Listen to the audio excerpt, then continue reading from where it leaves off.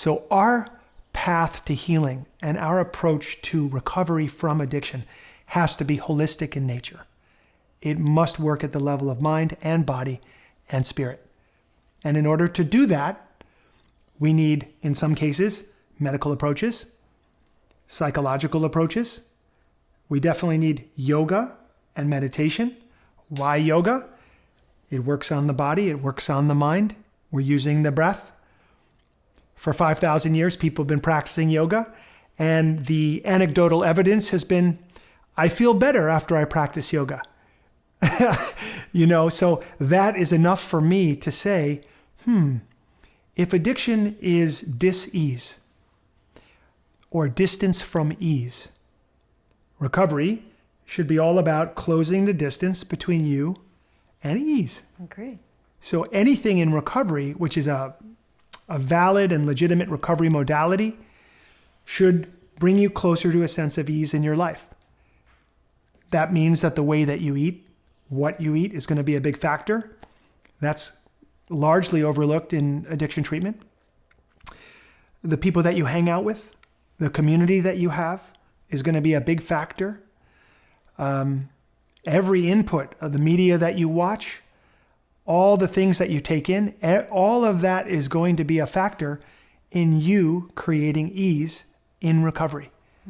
So if you can do some yoga, do some meditation, calm the mind, create a sense of presence, free from stress, which people need to know is possible, then you're moving yourself toward ease, and you are on your path, your true path of recovery. And it's working at every level of your being. And is the epidemic, do you find it because of, do you guys talk about the subconscious beliefs or the emotional trauma that are at the root that is causing this mass driving behavior to all these different types of addiction? So, this belief of we're not enough, or we're not safe, or we're trying to escape this. You spoke a moment ago about genetics, roots of addiction. So in my family, I'm the first, I can look back at the behavior of my parents and grandparents, and I can tell you that I'm not the first person to experience addiction in my family. On a medical note, my father died of kidney disease. My grandfather, his father, died of kidney disease.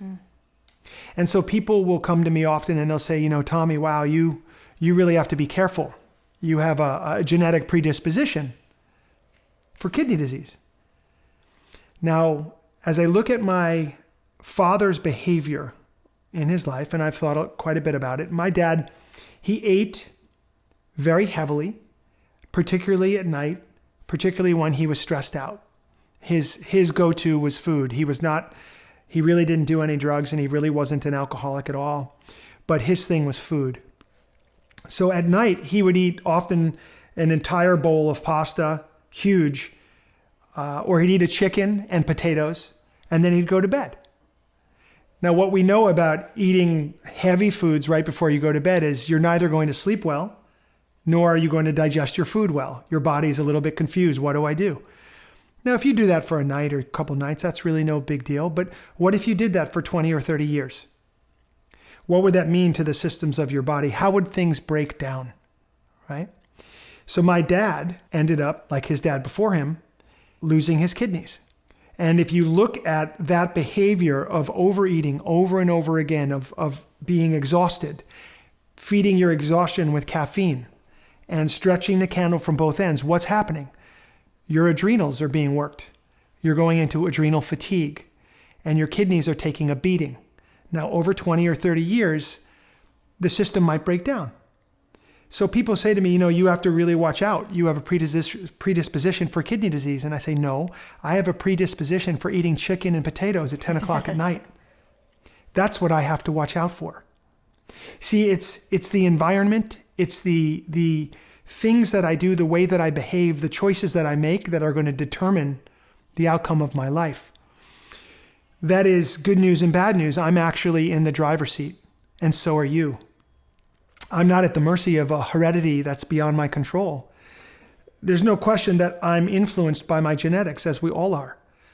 But in terms of behavior, in terms of addiction, this is not a linear situation where, oh, I was passed a gene, the alcoholic gene, the addicted gene. I can pretty much tell you that gene does not exist. There's no such thing as that. All it is you came in as a human being and you entered a struggle emotionally, the same struggle maybe that your parents never were able to work out in their life. You watched how they dealt with that struggle, maybe by overeating. You decided to adopt the same behavior because you do what you see. You spent a couple of decades repeating that behavior, and lo and behold, wow, you ended up with the same challenges and the same problems.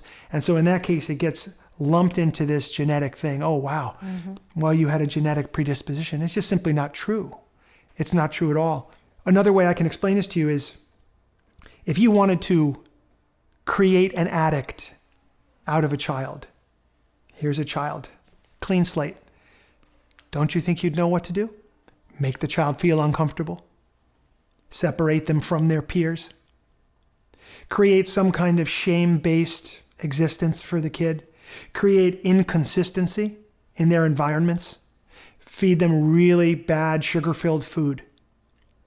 And then right around adolescence, introduce some kind of drug that removes their anxiety.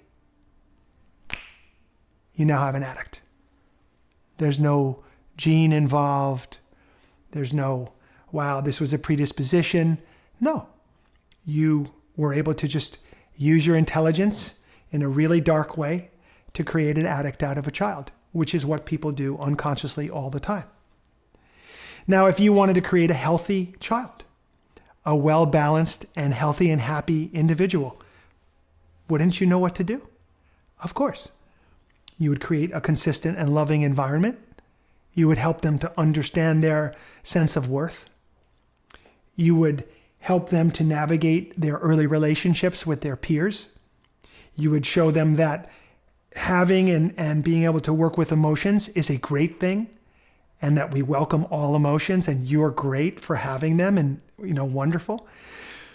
And you would introduce them into athletics and art and music, and you would inspire them into wonderful things. If you introduce a drug to that person, no way is that person becoming an addict. I once asked a very wise man, a mutual teacher of ours named Anand, have you ever experienced addiction in your life? He said, you see, I grew up around unneurotic people. And I laughed because I only grew up around neurotic people. Everybody around me was neurotic, meaning their minds really messed with them, right? They didn't have the tools to move beyond the oppressive nature of the mind, unchecked. He said, I never felt addiction because I was always around balanced people, loving people. I was raised by a master who taught me practices to help me navigate the challenges of being human being. So I never had to go that way. So the roots of addiction, you see, are very much in the way that we are shown or taught to relate to ourselves.